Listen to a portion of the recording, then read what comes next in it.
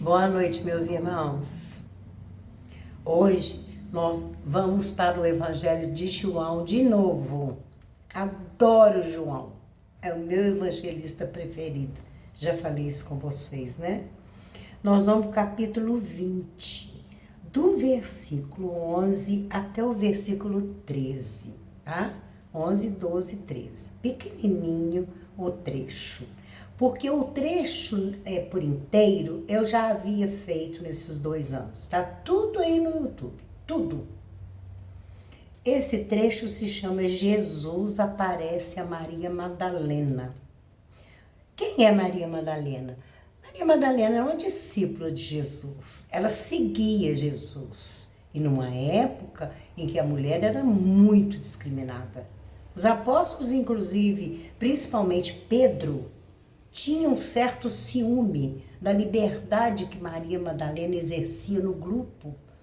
E ela foi muito útil, porque ela era muito inteligente e ela começou a fazer muitas anotações. Ela era letrada, coisa muito rara entre as mulheres daquela época. Mulher não estudava.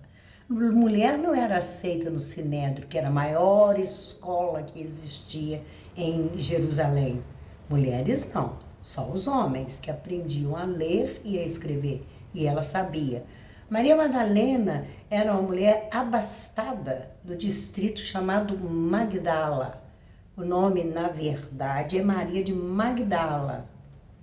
Mas a gente foi abrasileirando e ficou Maria Madalena. E também pode ser Maria Magdalena, com um G mudo aí no meio. Ela seguia Jesus e ela tinha autonomia. Ela não era aquela mulher dependente, cheia de mimimi, enjoada, andava por aquelas estradas poeirentas.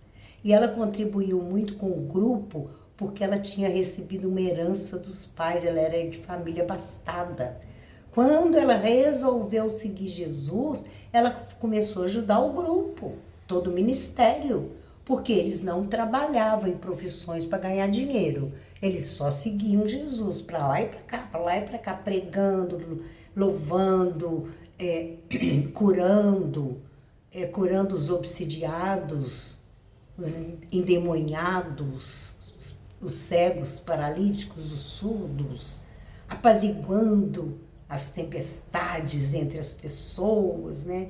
Aquele ódio todo, aquela raiva toda, aquele orgulho todo daquele povo. E também as tramas, as tramóias, as armadilhas que se faziam lá os escribas e fariseus. Ela foi muito perseguida, ela foi muito criticada, a história dela é belíssima. Se vocês procurarem no YouTube, vocês vão achar vários escritores que contam a história dela. Então, Jesus desencarnou na cruz e Jesus, o corpo de Jesus, vai para ser sepultado. Foi feito uma retirada do corpo que foi pedido por José de Arimateia. Ele pediu a Pôncio Pilatos que desse o corpo, que cedesse para que fizesse aquele ritual judeu de ungir o corpo e que esse corpo seria enterrado por esse grupo liderado por José de Arimateia. Jesus então é sepultado, o corpo de Jesus é sepultado. E nós sabemos que Jesus, o corpo foi retirado por 2 homens, combinando com Jesus antes da morte. Ele pediu a esses 2, José de Arimateia e Nicodemos. Ele pediu para levar o corpo dele para longe dali, corpo material, corpo físico. Na madrugada, então, eles vão ao sepulcro e sequestram. E os soldados que lá foram colocados para vigiar, porque o Sinédrio tinha um medo horroroso dessa tal ressuscitação, porque Jesus já tinha falado que dentro de 3 dias ele ia ressuscitar. Para evitar isso, ele colocou guardas. Esses guardas, lá pela madrugada, adormeceram, um sono profundo. Tem descrição também nas cartas de Paulo, nos Atos dos Apóstolos, esse negócio de guarda dormir e não dar conta dessa fuga, né? Que aconteceu com Paulo, lembra? Com Pedro também. Então, lá pela madrugada, José de Arimateia e Nicodemos foram lá e resgataram, sequestraram, roubaram, levaram o corpo de Jesus para a sepultura de José de Arimateia, que já estava preparada para receber o corpo de Jesus. Por quê? Por que Jesus fez isso? Vocês já pararam para pensar? O comércio, a briga que ia dar em cima daquele corpo, ele seria todo esquartejado em pedacinhos para vender, para ganhar din-din, anel com pedaço de corpo de Jesus, medalhão, broche, cordão, pedaço do corpo de Jesus. Aliás, tem até religião aí que fala que come o corpo dele, né? Até hoje. Corpo de Cristo. Então, o sepulcro, quando Maria Madalena sai correndo, quando ela soube, né, onde o corpo tinha sido sepultado, ela vai correndo. E Pedro e João foram menos acelerados, porque eles não correram, eles chegaram depois dela. Quando Maria Madalena chega, ela começa a chorar. É aqui onde eu vou entrar nesse trecho pequenininho, tá? Maria estava chorando fora, junto ao sepulcro. Ela começou a chorar. Ela entrou numa comoção, porque ela viu aquilo tudo acontecer. Na crucificação, ela ficou ali junto de Maria, mãe de Jesus, e Joana de Cusa. Eram 4 mulheres que não saíram dos pés de Jesus ali na crucificação. Então, estando ela, pois, chorando, abaixou-se para o sepulcro. O que é se abaixar? É porque os sepulcros eram feitos nas pedras, nas montanhas, e rolavam uma pedra para poder tampar, para não ficar exposto, claro. A intenção dela era ungir o corpo de Jesus, ela queria passar aqueles óleos, que é costume, quer dizer, não sei se ainda é, entre o povo judeu, ungir o corpo antes de ser sepultado. Então, ela abaixou-se, porque com certeza a entrada não era tão alta que pudesse passar em pé. Ela se abaixou e chorando. E viu 2 anjos vestidos de branco. Ela viu. Assentados onde jazera o corpo de Jesus. Onde jazera, onde tinha sido sepultado o corpo de Jesus. É onde a gente está querendo hoje o título do nosso estudo, 2 anjos na sepultura. Estava um à cabeceira e outro nos pés. Era uma pedra onde enrolava o corpo em lençóis e deitava o corpo ali, todo enrolado, como se fosse uma múmia, inclusive o rosto também, de onde originou aquele manto, né? O famoso manto de Turim, que tem ali registrado a face de Jesus. No ele ser enrolado, né? É lógico, a energia estampada naquele manto, naquele pano, foi tão grande que marcou. Já foram feitos N estudos a esse respeito, como que marcou daquele jeito. Gente, a luz de Jesus é uma bomba atômica, não no sentido de destruição. Vocês imaginam o que saiu daquele espírito, o que saiu daquele corpo. o maior espírito que passou pela face da terra. Aquele deu aquela explosão quando ele se desligou do corpo. Ele, espírito, corpo material, como diz Paulo, volta ao pó. Primeira carta aos Coríntios, capítulo 15. Não gosto muito de Paulo, não, mas essas passagens interessantes eu gosto de citar. Corpo corruptível, corpo incorruptível. Corpo terrestre, corpo celeste. Corpo material, corpo espiritual. Ele dá 3 denominações para nos ensinar que existe o corpo espiritual, o corpo celeste, o corpo espiritual. É corpo também, gente. Eu já falei aqui sobre o perispírito. Só que na época de Paulo ele não sabia disso. Esse ensinamento foi trazido pela doutrina espírita. No século retrasado por Allan Kardec, em 1857, mais precisamente no dia 18 de abril. Então, Maria Madalena vê os 2 anjos. Como que ela vê? Anjo é espírito. Lá no Velho Testamento e também no Novo, não se usa a palavra espírito, quando é evoluído, né? Quando é espírito mau, fala que é imundo, que é sujo. Agora, quando é evoluído, coloca o nome de anjo. E isso, infelizmente, atrapalhou muito. Porque as religiões que comandam por aí, principalmente as apadrinhadas do catolicismo, acreditam que só do lado de lá só tem anjo. As outras pessoas não vivem lá, não. Eu até hoje não consigo entender. Morre junto com o corpo? Não existe o espírito? Falam tanto no paraíso, na vida eterna, mas não explica. Quem que está lá no paraíso? Quem vai para a vida eterna?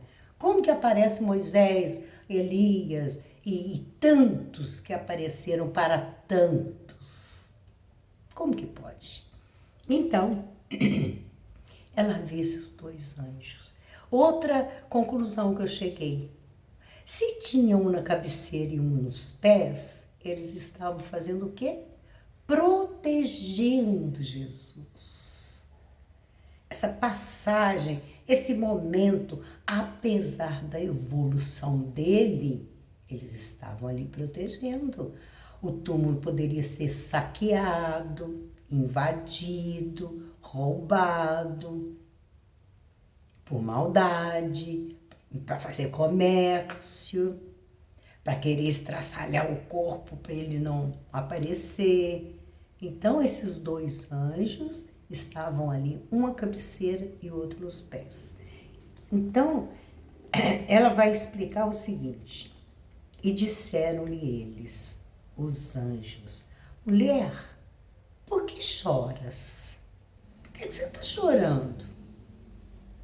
Os anjos, eles materializaram-se exatamente para cuidar de quê? Do corpo material de Jesus. Apesar de saber que ele já não estava mais ali. O corpo físico, material não estava mais ali. Mulher, por que choras? Ela lhes disse, porque levaram o meu Senhor e não sei onde o puseram. Gente, são 2 passagens fantásticas.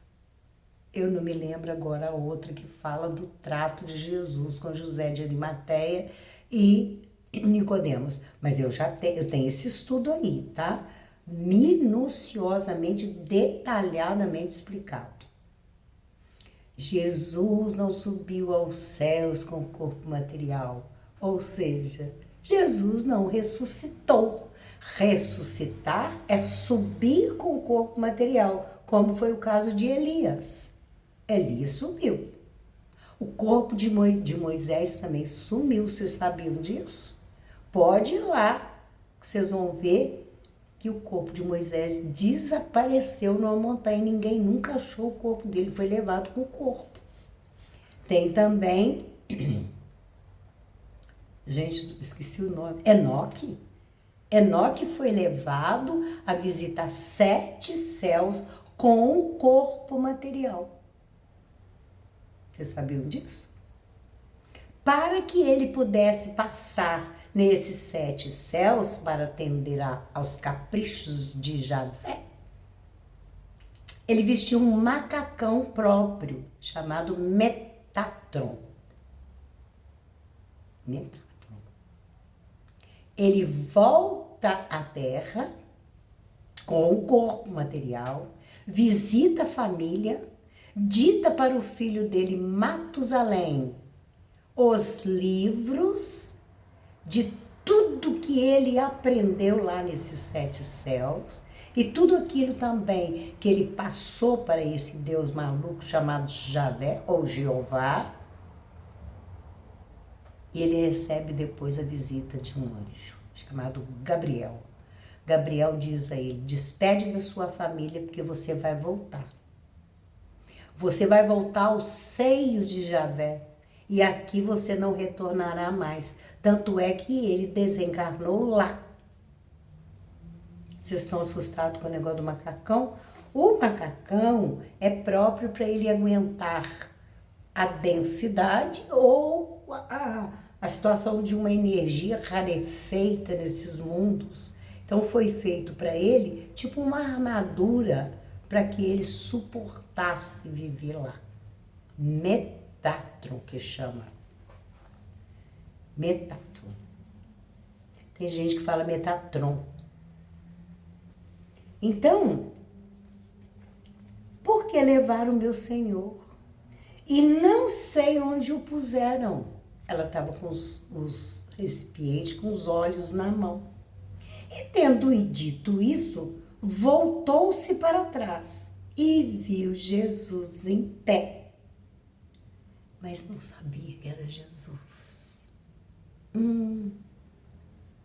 Ela não reconheceu Jesus. Por quê? Por que ela não reconheceu Jesus? Ela tinha mais de 3 anos que estava andando com Jesus ao lado dele, para tudo quanto é lado. Como que ali ela não reconhece Jesus? Porque era Jesus em espírito, Jesus alma, Jesus corpo espiritual, corpo celeste, como diz Paulo, corpo incorruptível, é aquele que não se corrompe, corpo celestial, corpo espiritual, foi o que ela viu. Tanto é que mais adiante ela quer abraçá-lo, ele fala, não me toques, não põe a mão em mim, porque eu ainda não fui ao Pai. Ou seja, ele naquele momento, ele iria subir, ele iria ascender, não com o corpo material. Ela não conhece ele por causa da luz resplandecente que ele estava naquele momento, que devia ser uma explosão, gente. Lindíssimo, maravilhoso, sereno, aquele olhar penetrante, sem aquelas marcas horrorosas da vida material. Porque aqui esse corpo nosso, me desculpa a expressão, é um corpo podre, gente. Se a gente abrir um corpo desse aqui, a gente só vai ver podridão. Que é uma coisa feia. Jesus não precisa de corpo para ele ascender, não. Ele não ressuscitou. Ele separou-se do corpo e ascendeu. E ele diz a ela, não me toques. Ou seja, se ela o tocasse, ele ainda não tinha ascendido para ele preparar, adensar esse corpo espiritual, porque quando ele voltou, ele foi tocado. Quando ele voltou, ele comeu peixe na praia com os apóstolos. Depois desses 3 dias que ele subiu, que ele ascendeu, ele voltou. Tomé toca no corpo dele. Isso, ele convive 10 anos com os apóstolos, ensinando. E aí ele ensinou com muito mais propriedade, porque ele não tinha prisão da matéria. Gente, desencarnar é bom demais. Para quem vai para um lugar melhor, né, gente? Não para quem vai para os quintos dos infernos. Eu estou falando chamado paraíso. As dimensões evoluídas. Desencarnar é bom demais. O susto é tão grande que a gente nem acredita que isso está acontecendo. Então, e tendo dito isso, voltou-se para trás e viu Jesus em pé, mas não sabia que era Jesus. Claro que ele estava diferente. Nós temos uma outra passagem que a gente vai fazer, que ele vai a caminho de Emaús e também não é reconhecido por aqueles discípulos que estavam indo para Emaús. Eles caminham, conversam com ele e não sabem que é ele. Só depois que eles param num determinado lugar e que vão cortar o pão, é que eles olham bem para ele e começam a verificar a forma judaica de partir o pão. Foi só aí que eles foram ver que era Jesus. Jesus também não ficou se vangloriando. Eu sou Jesus, eu sou o mestre, eu sou o Messias. Não, ele simplesmente caminhou com os dois. E os boboca não viram que era ele. Então, ele mesmo é que vai dizer para ela. Disse-lhe Jesus: mulher, por que choras? Quem buscas? Quem que você está buscando? Ela, cuidando que ele era o hortelão, o jardineiro, ela achou que aquele homem era o jardineiro. Você vê, ela viu os dois anjos, reconheceu que eram dois anjos, mas na hora que ela viu Jesus, ela se confundiu toda. Disse-lhe o Senhor, Senhor, se tu o levaste, dize-me onde o puseste e eu o levarei. Onde que o Senhor colocou aquele corpo? Disse-lhe Jesus: Maria. Ela, voltando-se, disse-lhe: Rabone, que quer dizer mestre. Rabone é mestre. Foi aí, quando ele chama ela de Maria, é que ela viu que era ele. Na mesma hora, ela deu um clique. Ele está diferente porque ele agora está no corpo de luz. Ele está no corpo incorruptível. Eu vou parar por aqui. É aqui que ele fala com ela. Não me detenhas, porque ainda não subi para o meu Pai. Tá? João, capítulo 20, do versículo 11 ao versículo 18. Dá uma olhadinha lá, é muito bonita essa passagem.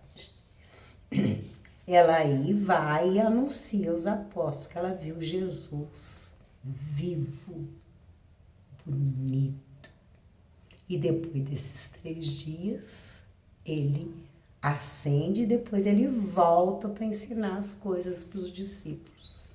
Então, gente, que beleza de passagem, né? Fala a verdade, não é bonito? O que eu queria mesmo dizer, reforçando as outras vezes que eu sempre falei, Jesus nunca trabalhou sozinho. Jesus nunca esteve sozinho. Era uma pleide de milhares de espíritos. E esses 2 foram designados para se materializarem, para aparecer para quem ali chegasse. Tipo assim, estamos protegendo o mestre.